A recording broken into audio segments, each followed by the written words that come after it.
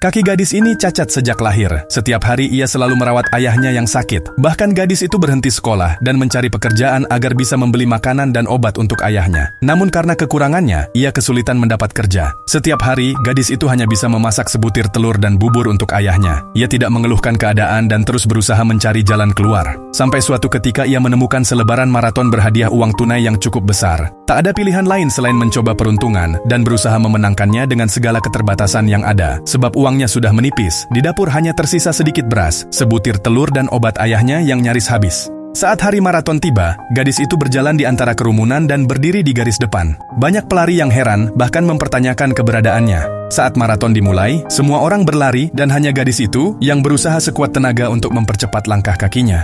Di sepanjang jalan, ia mengingat kembali momen-momen perjuangan merawat ayahnya. Semua peserta maraton mulai membicarakan gadis itu. Gadis pincang yang ikut maraton sambil memikul tanggung jawabnya.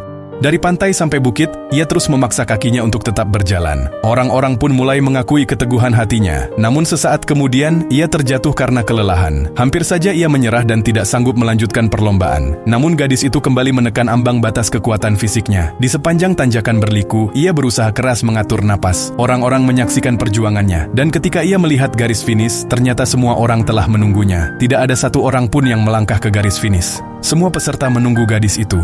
Semua orang menjadi saksi bahwa keteguhan hati akan membuat hidup lebih berarti. Semua peserta bahkan ikut patungan demi memperbanyak jumlah hadiah untuk gadis itu. Salah satu peserta yang seorang dokter juga membantunya dengan memberikan jasa pengobatan gratis. Netizen pun ikut bekerja sama untuk memberikan apa yang si gadis butuhkan.